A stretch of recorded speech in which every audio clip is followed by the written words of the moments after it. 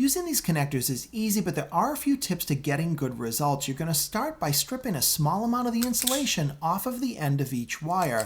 Then you can insert the wires into the connector itself, but you want to pay attention to those colored bands because they're designed to tightly grip the insulation of the wire. So when you insert them into the connector, you want to make sure that the insulation is underneath those colored bands. But the other difference is you're not going to twist the end of those wires. You're going to press them into the connector as shown, and then when you insert the second wire, you're actually going to push that wire into the other. So they're going to kind of intermingle in the middle, and that's going to help you form a better connection.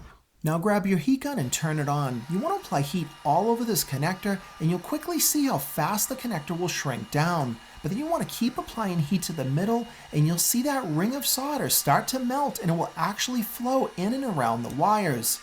And if you get the heat gun that I showed you, you can attach the reflector, and that'll make the job go a lot easier.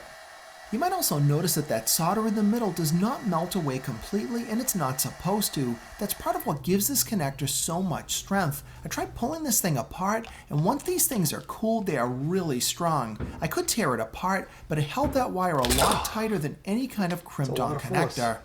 And the finished result looks good, and it's totally waterproof. This would be ideal for any kind of underground sprinkler repair or fixing any loose or broken wires on a trailer. But what is that solder actually doing?